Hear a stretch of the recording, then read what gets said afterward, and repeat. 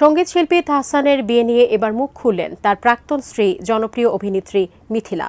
এতদিন পরে এ প্রসঙ্গে কি বললেন তিনি, বিস্তারিত ডেস্ক রিপোর্টে।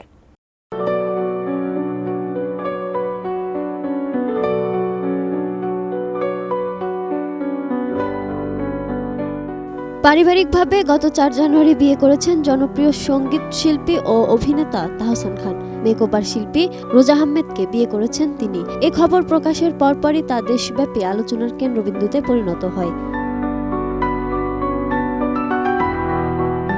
মিথিলার সঙ্গে বিচ্ছেদের পর দীর্ঘদিন কোনো সম্পর্কে জড়াননি তাহসান। তবে ২০২৫ সালের শুরুতেই নিজের জীবনের দ্বিতীয় ইনিংস শুরুর খবর প্রকাশ্যে আনেন। এদিকে সাবেক স্বামীর বিয়ের পর মিথিলার প্রতিক্রিয়া জানতে আগ্রহী ছিলেন ভক্তরা, কিন্তু তাহসানের বিয়ে নিয়ে শুরু থেকেই নীরব ছিলেন এই অভিনেত্রী।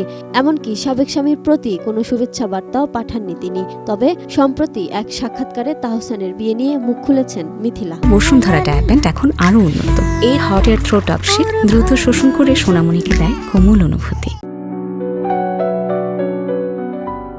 মিথিলা বলেন, বিয়ে নিয়ে আমার কিছুই বলার নাই, এটা নিয়ে কথা বলতেও চাই না। এটা যার যার ব্যক্তিগত বিষয়। এটা আমারও কোনো ব্যক্তিগত বিষয় না যে আমি কথা বলবো।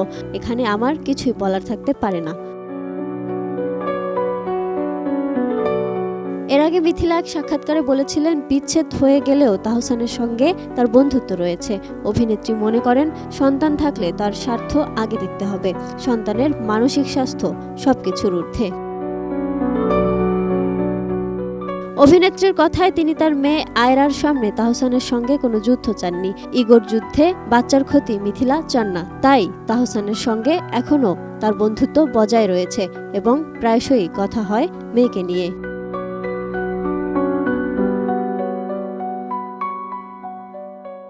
রোজাকে বিয়ের আগে অভিনেত্রী রাফিয়াত রশিদ মিথিলার সঙ্গে দীর্ঘ ১১ বছরের দাম্পত্য ছিল তাহসানের। ২০১৭ সালে তাদের সেই সংসারে বিচ্ছেদ ঘটে।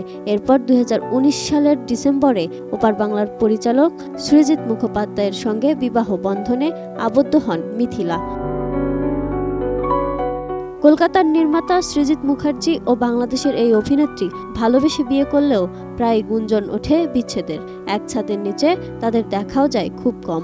বিয়ের পর অভিনেত্রী রাফিয়াত রশিদ মিথিলা পশ্চিমবঙ্গের বাসিন্দা হলেও পরবর্তীতে মেয়েকে নিয়ে বাংলাদেশেই স্থায়ী হন। Desk report, ATN news.